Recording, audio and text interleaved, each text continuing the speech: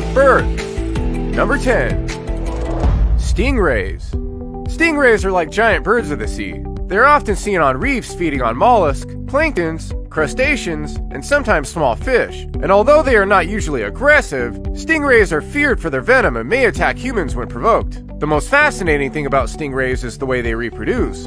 Male rays can sense electrical signals given off by the female when she's ready to copulate. Like other animals, male rays have to undergo courtship before the female agrees to be fertilized. Males and females need to mate for 7 months before the female can ovulate. So if you see a fever of stingrays, and yes, that's actually what you call a group of them, there is a high chance that those are traveling pairs, or you may have stumbled upon them during their mating season. Stingrays are viviparous, meaning they give birth to live young rays, and while they do have eggs, they stay inside mom's body, with the baby stingrays feeding on the yolk as they develop. Mother rays also provide uterine milk if the nutrients in the yolk sac are depleted. Watching these majestic animals giving birth to live young really is a sight to behold. Number 9. Seahorse. It's the females of every species that conceive and give birth. That's just common knowledge. However, in the case of seahorses and sea dragons, males are the ones who give birth. They are really involved dads, protecting the eggs inside his body, and as soon as it's time, gives birth to teeny tiny baby seahorses. Like many animals, seahorses and sea dragons undergo a courtship ritual before mating, with males wooing females in order to mate. After the female agrees, they fertilize the egg inside the male's pouch, where they will be carried until they hatch. These tiny seahorses and sea dragons will not immediately leave daddy's pouch upon hatching. When danger approaches, they flee for the relative safe zone of their dad. Unfortunately for them, daddy's care stops when the fries leave the pouch, so they have to think of a way to survive the big ocean on their own. Number 8. Sea cucumber.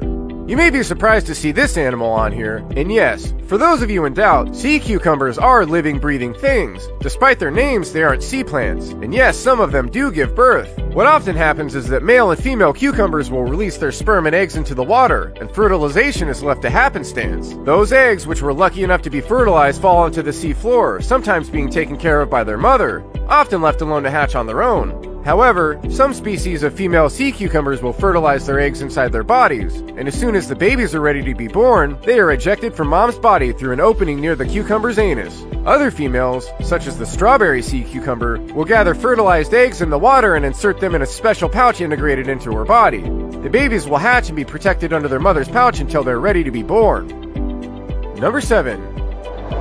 Cichlids. Cichlids are weirdos when it comes to reproduction. They are popular pets and have the highest rate of successful captive breeding. It is probably due to the breeders feeding them while they brood, and the natural threat to their young is eliminated. Although they are popular aquarium fishes, the way they reproduce will either amaze or horrify you. Either way, it is pretty crazy how these seemingly harmless fish hide a deep and astonishing secret. Their species is known as mouth breeders. Nope, they don't swallow their young, and not their eggs either. When a female cichlid lays her eggs, she immediately scoops it up and keeps it in her mouth. When the female is done scooping her eggs, she will find a partner to fertilize them. Now this next step could be a bit gory. The female cichlid will latch on the male's tail. Then the male will release its semen to fertilize the egg on the female's mouth. In there, the baby cichlids will grow and hatch and be protected from predators by their mom. Number 6. Cuckoo catfish. Cuckoo catfish have sinister breeding habits, which are closely related to that of cichlids. What happens is that a female cuckoo catfish will lay her fertilized eggs near cichlids, who just so happen to be laying eggs at the same time. And as female cichlids are known to do, they scoop not only their eggs, but also the cuckoo catfish's eggs into their mouths. And to make sure there's enough room for her own eggs, the female catfish will devour some cichlid's eggs while laying her own. As nature would have it, catfish eggs hatch faster than cichlids, so as soon as the tiny cichlids hatch inside their mom's mouth, they are greeted by bigger and hungrier catfish hatchlings that make easy meals of them. Just a few cuckoo catfish hatchlings can easily wipe out the tiny cichlids, and as soon as they run out of them, they'll start eating each other. This leaves the poor cichlid mother utterly confused as she barfs out catfish instead of her own babies, wondering if there was a mix-up at the nursery. Number 5.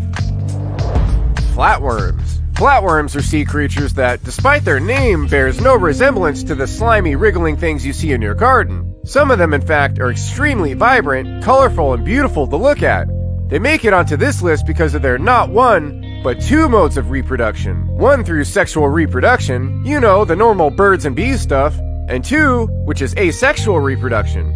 And even when reproducing asexually, they still have a couple of options in which to go about it. First, when mates are scarce, they can grow buds. Like flowers, the flatworm will grow buds across the parent's body and form a budding chain until it is ready to separate and be with another flatworm. Another method of asexual reproduction is called transverse fission. Like some species of worms, they can separate their body and form another flatworm. Some species can even segment their bodies into several pieces. Number 4. Yellowhead jawfish. The yellowhead jawfish is one of the bravest fish in the sea. Despite its size, it is protective and has excellent fight-or-flight instincts. It's also one of the most popular aquarium fishes in the market. Like the cichlid, this species is also a mouth breeder. But instead of the mothers carrying their young, the father yellowhead jawfish is in charge of their eggs. The female will lay her eggs inside the male's mouth, and he would be left to fertilize it. During this period, the male will not eat. He must also spit out the eggs every now and then to aerate them. It is truly a fascinating sight to see it spit and suck its own eggs. After 7 to 9 days, baby yellowhead jawfish will hatch. They will stay in their father's mouth until they are ready to be released, or about 1.5 centimeters long and can make their own burrows in the sand like their parents. Meanwhile, as they are still growing, father yellowhead jawfish will continue to protect and defend them from all predators. Number 3. Frilled shark. Frilled sharks are on this list not because of the unusual way they give birth. Although popping an average of 6 pups in the water can be amazing, frilled sharks are here because of their extraordinary gestation period. Humans carry babies inside their wombs for 9 months, and to some moms, that's long enough. Elephants, on the other hand, have the longest gestation period of up to 22 months. For frilled sharks, pregnancy can last for years. 3.5 years to be exact. That's because, unlike most animals, their young are not connected to a placenta.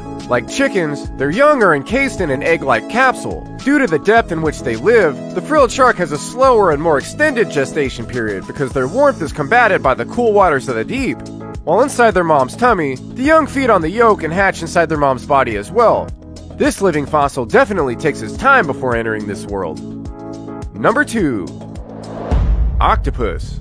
When it comes to ultimate sacrifice for their kids, you can find no better example than the octopus.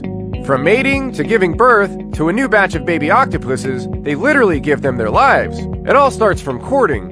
Flirting in the octopus's world can be dangerous. The smaller male octopus may be treated as a meal by the female instead of a potential mate. Once the courting stage is done, the male octopus will deposit sperm packets inside the female's mantle cavity, where her eggs are located. These sperm packets can fertilize and produce hundreds of thousands of octopus eggs. After he fertilizes the eggs, he can either be a meal to the mother octopus or waste away and die. On the other hand, the female octopus is on her journey to starvation. She starves and soldiers on while carrying her young. In desperate times, she may even eat herself to sustain long brooding periods before babies can hatch. Her starvation will usually last about 5 months in most species or until the eggs finally hatch. After that, she will waste away and fulfill her final duty in life, which is to be the first food for her babies. Number 1. Dolphins. Many of you wonder why dolphins are on the top of our list. Well, it's because not only are they fascinating, but the way they give birth is also intriguing. It all starts with some somewhat aggressive courting, where males fight over females. Next is the gestation period. Depending on the species, a dolphin may carry its young for a minimum of 11 months to a maximum of 17 months. The exciting part is the birthing process. When the female is ready to give birth, other females in the pod surround her, as if in support and guide her through the birthing process, and also to protect her from predators. Like most mammals, baby dolphins are born live. They go out tail first and don't know how to swim to the surface to even breathe. This can be dangerous to the young pup, so while the mother is still weak from childbirth, the various ants in the pod will take turns guiding and propelling the young pups to the surface to breathe. Once the new mommy dolphin is strong enough to care for her pup, she will take over the duty and occasionally assist other new mothers in the pod. What a supporting family, right? See you guys later.